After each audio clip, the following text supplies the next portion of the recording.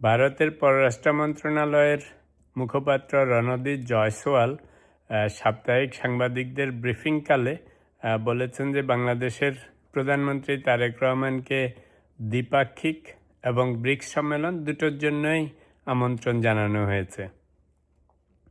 তো ইদানিংকালে ভারতের দাদাদের নানা রকম দৌড়ঝাঁপ দেখে বোঝা যাচ্ছে যে বেচারারা একটু বেকায়দায় পড়ে গিয়েছে। প্রথম দিকে একটুখানি শক্ত হয়েছিল, নানা রকম চালাকি করতেছিল, শেখ হাসিনাকে নিয়ে, আওয়ামী লীগকে নিয়ে, ভেবেছিল বাংলাদেশকে অত পাত্তা না দিলেও চলবে, বাংলাদেশের সরকারকেও অত পাত্তা না দিলে চলবে।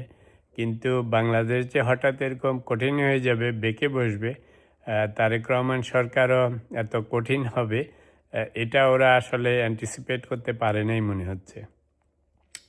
তো রিসেন্টলি শেখ হাসিনার যে ভার্চুয়াল বক্তব্য দেওয়ার পরিপ্রেক্ষিতে বাংলাদেশ সরকার আগে আপত্তি জানিয়েছিল, পরে প্রেস ব্রিফিং দিয়েছে।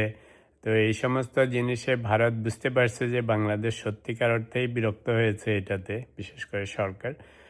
সেই জন্য রিসেন্টলি দেখেছেন যে দীনেশ ত্রিবেদীর সাথে প্রধানমন্ত্রী তারেক রহমানের বৈঠক হয়েছে, তারপরে রয় চিফকে পাঠিয়েছে, এখন আবার দীনেশ ত্রিবেদী ঢাকার থেকে মেসেজ নিয়ে ভারতে গিয়েছে।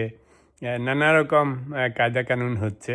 আবার ব্রিক্স সম্মেলনের ইনভিটেশন নিয়ে অনেকে কমপ্লেন করেছে যে ওখানে তারেক রহমানকে ঠিকমতো প্রধানমন্ত্রী হিসাবে উল্লেখ করে নেই। সেটার কারণেই কালকে জয়সওয়াল বলেছে যে ওনাকে দ্বিপাক্ষিক এবং ব্রিক্স সম্মেলন দুটোর জন্যই আমন্ত্রণ জানানো হয়েছে।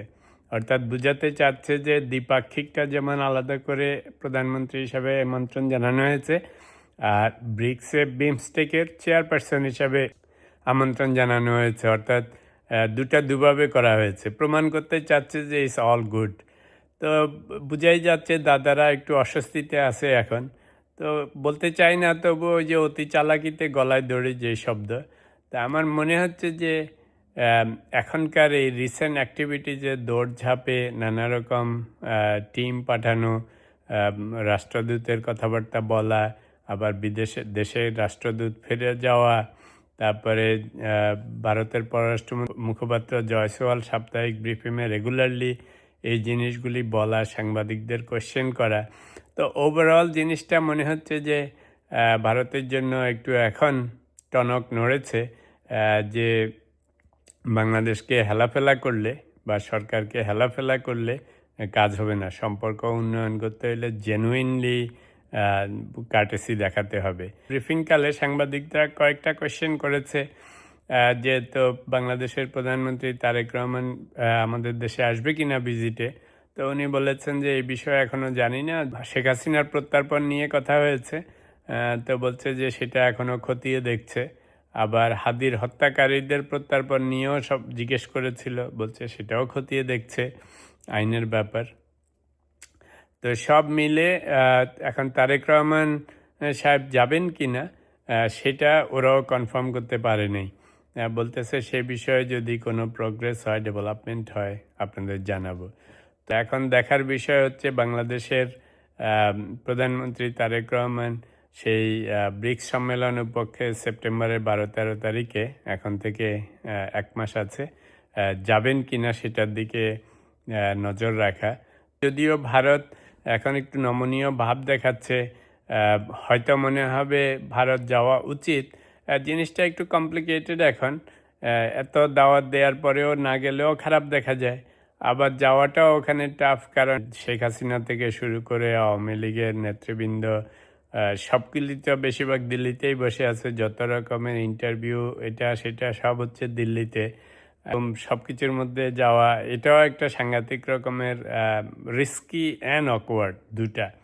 তো প্রধানমন্ত্রীর জন্য এখন ইটস এ টাফ কল। না যাওয়াও কঠিন হয়ে যায়, যে এতবার করে বলতেছে, এত লোকজন পাঠাচ্ছে।